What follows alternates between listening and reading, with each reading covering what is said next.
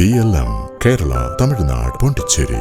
കേരളം വീണ്ടും ഒരു നിർണായക നിയമസഭാ തെരഞ്ഞെടുപ്പിന്റെ ചൂടിലേക്ക് കടക്കുകയാണ്. മുന്നണികളെല്ലാം തന്നെ തങ്ങളുടെ കരുനീക്കങ്ങൾ സജീവമാക്കി കഴിഞ്ഞു. കഴിഞ്ഞ ലോക്സഭാ തെരഞ്ഞെടുപ്പിൽ ചരിത്രത്തിൽ ആദ്യമായി അക്കൗണ്ട് തുറന്നതിന്റെ വമ്പിച്ച ആത്മവിശ്വാസത്തിലാണ് BJP ഇത്തവണ തെരഞ്ഞെടുപ്പ് ഗോതയിലേക്ക് ഇറങ്ങുന്നത്.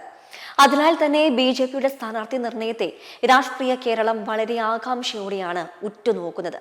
ഇപ്പോഴിതാ BJPയുടെ ആദ്യഘട്ട സ്ഥാനാർത്ഥി പട്ടികയുമായി ബന്ധപ്പെട്ട അതിപ്രധാനമായ ചില വിവരങ്ങളാണ് പുറത്തു വരുന്നത്.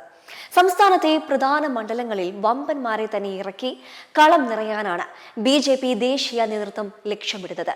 ഇതിൽ ഏറ്റവും ശ്രദ്ധേയം കോൺഗ്രസ് വിട്ട് BJPയിലെത്തിയ പത്മജ വേണുഗോപാലിന്റെ സ്ഥാനാർത്ഥിത്വമാണ്.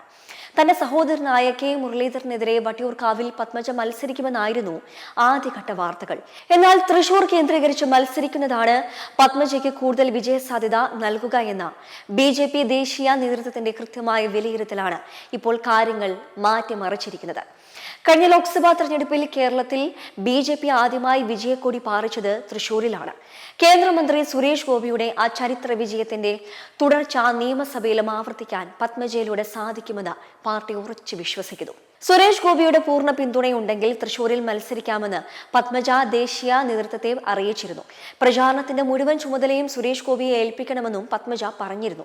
മണ്ഡലത്തിൽ പൂർണ്ണ ശ്രദ്ധ നൽകുമെന്ന് സുരേഷ് ഗോപിയും ദേശീയ നേതൃത്വത്തെ അറിയിച്ചതായാണ് വിവരം.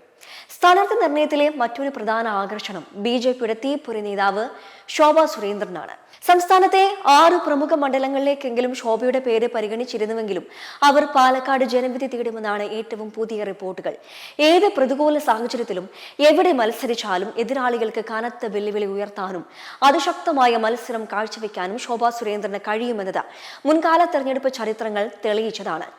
നേമം, കഴക്കൂട്ടം, മഞ്ചേശ്വരം എന്നിവയ്ക്കൊപ്പം BJP ഏറെ പ്രതീക്ഷ വെച്ച് പുലർത്തുന്ന A ക്ലാസ് മണ്ഡലങ്ങളിൽ ഒന്നാണ് പാലക്കാട്.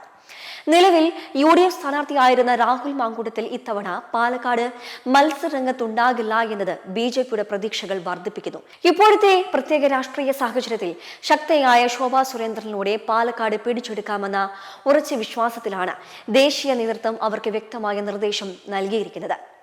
BJPയുടെ സ്ഥാനാർത്ഥി പട്ടികയിലെ മറ്റൊരു സുപ്രധാന പേര് സംസ്ഥാന അധ്യക്ഷൻ രാജീവ് ചന്ദ്രശേഖറിന്റേതാണ്.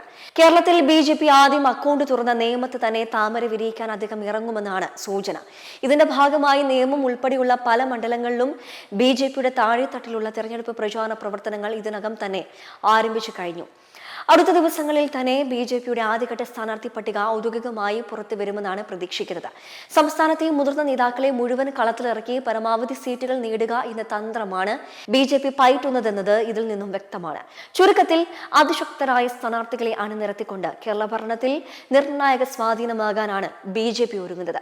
പത്മജ വേണുഗോപാൽ തൃശൂരിലും ശോഭാ സുരേന്ദ്രൻ പാലക്കാടും രാജീവ് ചന്ദ്രശേഖർ നേമത്തും എത്തുന്നതോടെ സംസ്ഥാനത്തെ നിയമസഭാ തെരഞ്ഞെടുപ്പ് ചരിത്രത്തിൽ തന്നെ ഏറ്റവും ഉറ്റ പോരാട്ടങ്ങൾക്കാകും കേരളം സാക്ഷ്യം വഹിക്കുക. ഈ കരുനീക്കങ്ങളെ LDFും UDFും എങ്ങനെ പ്രതിരോധിക്കുമെന്നതാണ് ഇനി കണ്ടറിയേണ്ടത്. വരും ദിവസങ്ങളിൽ പുറത്തുവരുന്ന ഔദ്യോഗിക സ്ഥാനാർത്ഥി പട്ടികകൾ കേരളത്തിന്റെ രാഷ്ട്രീയ കാലാവസ്ഥയെ കൂടുതൽ ചൂടുപിടിപ്പിക്കുമെന്ന കാര്യത്തിൽ യാതൊരു സംശയവുമില്ല. മെമ്പർമാരുടെ നിക്ഷേപങ്ങൾക്ക് ഉയർന്ന ലാഭവിഹിതം നൽകുന്ന കേന്ദ്ര സർക്കാർ സഹകരണ registered society Bharat Lajna multi state housing cooperative society limited.